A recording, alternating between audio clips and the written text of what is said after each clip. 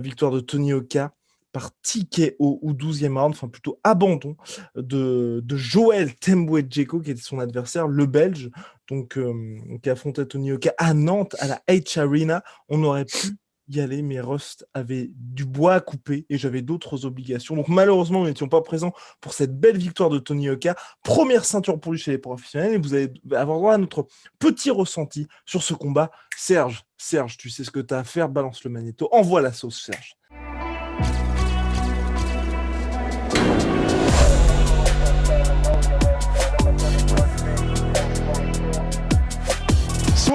Bien, donc mon cher Rust, déjà ça me fait extrêmement plaisir parce que ce qu'il faut savoir, c'est que nous sommes vendredi soir, très précisément même samedi 4 heures du matin, minuit 05, et Rust est toujours au rendez-vous. S'il y a bien un mec dont vous ne pouvez critiquer le professionnalisme, c'est Rust. En tout temps, en toute heure, il est toujours présent. Mais vraiment, et ce que vous voyez de sa part, c'est uniquement la face émergée de l'iceberg. Parce que tout ce qu'il fait en sous-marin, et je le dis, j'ose le dire quand même pour celles et ceux, surtout celles, parce qu'on sait qu'il a énormément de fans féminines, bah, il a un travail assez monstrueux. Donc alors mon cher Ross, belle victoire de Tony Oka qui a complètement acculé son adversaire. Il a dominé tout le combat, on va dire, derrière son jab. Énorme travail, gros travail en pression aussi. Euh, Bon, pour ma part, on va dire que c'est... Enfin, je sais pas, on va voir ce que tu en penses ensuite, mais c'était logique. Il affrontait quelqu'un qu'il devait battre, quelqu'un qui était dans le top 60 mondial, Tony Oka qui fait aujourd'hui partie du top 20. Ce qu'il y avait juste là à aller chercher, c'était cette ceinture de l'Union européenne, de l'IBU. Donc voilà, première ceinture pour Tony Oka chez les professionnels. Donc c'est intéressant déjà pour lui parce que là, il y a cette légitimité un peu. Maintenant, vraiment pour ma part, tu vois, à la rigueur, en cette période de Covid, tu vois, peut-être le combat contre Raphaël Tronchet. Mais sinon, là, j'ai vraiment envie de le voir aux États-Unis. Même si c'est vrai que c'est très compliqué en ce moment parce qu'il y a le coronavirus, parce que c'est très difficile pour les pays comme les nôtres qui sont dans l'espace Schengen, je crois, de pouvoir entrer sur l'espace, aux États-Unis. Mais j'ai vraiment envie, tu vois, là maintenant, ça y est. Tu as la ceinture européenne, enfin de l'Union européenne, pardon. Maintenant, il faut aller aux États-Unis, faire ses vrais combats. Ou alors, tu vois, il y a aussi Otto Aline qui a récemment battu Dominique Brésil, qui peut être intéressant. Mais bref, j'ai envie, tu vois, d'avoir ces vraies joutes avec du suspense pour Tony Oka, parce que là, il devait gagné, il a maîtrisé le combat. Et fort heureusement, j'ai envie de dire, même si son adversaire a pas mal pris tout le combat, il y a eu cette victoire par TKO. Parce que c'est vrai que s'il y avait eu une décision unanime, ça aurait laissé un petit goût d'inachevé, en tout cas pour ma part. Ouais, non, c'est clair. Il a fait ce qu'il avait à faire. Et comme tu l'as dit, en fait, c'était pas forcément le combat où il fallait prendre de risques nécessairement. D'autant que le gars en face, Joel Temboué Djeko. Enfin, ou Djeko. Dzeko, c'est Juste Djeko. Les Américains l'appellent seulement Djeko. En France, on est Temboué Djeko. cette Dzeko, c'est ça. En gros, honnêtement, il était dangereux. Et c'est vrai qu'il était bon, il était dangereux. Donc pourquoi aller prendre un risque quand tu peux maîtriser ton sujet? Honnêtement, il a bien fait, hein. Je pense qu'il a bien fait. Certes, c'était pas son combat le plus spectaculaire, mais honnêtement, j'étais plutôt content qu'il fasse ça comme ça, même si pour le spectacle et pour les highlights, c'est pas forcément ce qui va régaler ensuite. Mais il a bien fait, comme tu l'as dit, il fallait chercher la ceinture. Maintenant, combat entre guillemets, avant de pouvoir vraiment s'attaquer à... Donc, c'est tout et effectivement, comme tu l'as dit, alors c'était du dommage accumulé, hein, clairement, visiblement, le TKO. Je ne sais pas exactement où, on n'a pas eu le temps encore d'entendre ce qui s'était passé, mais j'imagine, vu comme il a réagi, que soit c'était un nez cassé ou une pommette, et avec le dommage accumulé, la douleur était telle que le gars a dû arrêter. Mais en tout cas, ouais, ça fait plaisir que ce soit un arrêt. C'est arrêt de l'arbitre, mais parce que du coup, Dzeko a abandonné. Mais voilà, encore une fois, ça fait plaisir parce que sur le palmarès, il y aura marqué ticket, il n'y aura pas marqué décision, comme tu l'as dit. Donc voilà, maintenant, à l'attaque, hein, honnêtement, même les commentateurs parlaient de Joyce ou Dubois, tu vois, pourquoi pas des gars comme ça aussi. Enfin, franchement, là, ça y est. Là, maintenant, théoriquement, la ceinture est, ça y est, elle est cashed in, elle est dedans. Maintenant, on y va, Et, normalement. et donc là, Dzeko, la langue à fourcher de notre cher Ross, vous reconnaissez le fan de football qui sommeille en Ross, très très bon joueur. Très très bon joueur, Rust d'ailleurs dans sa jeunesse. Et je préfère préciser, on a quelques petits problèmes de connexion parce que pour ne rien vous cacher, il se trouve, les gens nous demandent d'en savoir un petit peu plus sur nous, mais on garde le mystère le plus total lors d'une sélection FAQ.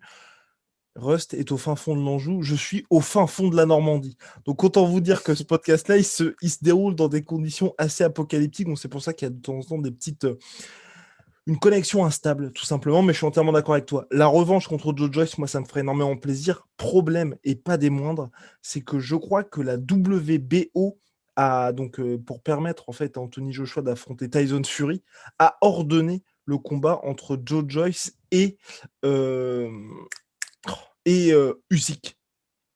C'est le gros problème que j'ai avec ça. Enfin, pas que j'ai avec ça, mais je pense que Tony Oka et toute la boxe avec ça. Parce qu'en fait, il prévoit de faire un combat intérimaire entre Joe Joyce et Usyk. Je préfère juste, mon cher Russ, faire des petites recherches vite fait parce que j'ai pas envie de dire des bêtises. Mais je crois que c'est ça. Et donc, ce qui permet en fait à laisser le champ libre. Oui, c'est exactement ça, voilà. Parfait.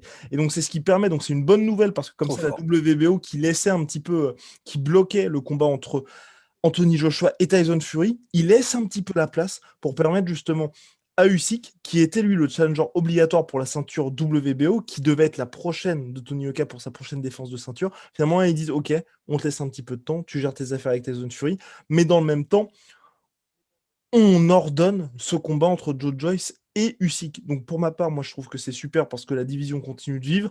Joe Joyce Usyk, je suis très content parce que ça permet à Usyk d'avoir un premier vrai gros test face à un top mondial dans cette catégorie heavyweight, et de l'autre côté à Anthony Joshua de faire son super fight. Mais d'un autre côté, on en parle quasiment à chaque fois qu'on évoque Tony Oka, c'est vrai que c'est compliqué, c'est que là on se dit, on n'a pas vraiment de mec qui est sur une vraie lancée, avec un vrai nom, qu'il va pouvoir affronter. Parce que la revanche contre Joe Joyce, Tony Oka, on a parlé plusieurs fois, c'est quelque chose de sexy, c'est quelque chose qu'on aurait envie de voir. Ces deux prospects qui montent, la revanche en plus du titre olympique. Mais là, on n'a pas. Tu vois, Daniel Dubois, moi j'aimerais bien voir ce combat-là, mais le problème c'est que Daniel Dubois a perdu son dernier combat contre ce fameux Joe Joyce. Donc Ouais.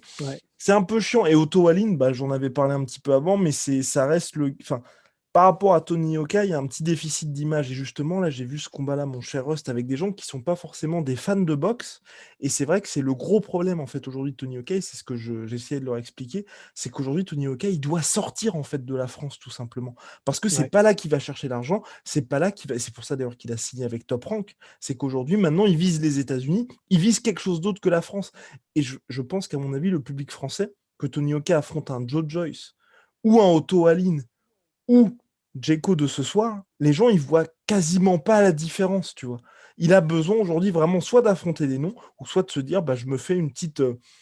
Je mets la France entre parenthèses, et pendant, tu vois, 2 ans, je me fais que des combats aux États-Unis. Moi, personnellement, c'est ce que j'ai vraiment envie de voir pour Tony Oka, c'est que là, maintenant, il affronte des noms, il enchaîne, et qu'ils deviennent vraiment crédibles, on va dire, aux États-Unis, en entrant tout simplement dans le mix, parce que là, il était déjà top 20 mondial avant ce combat-là.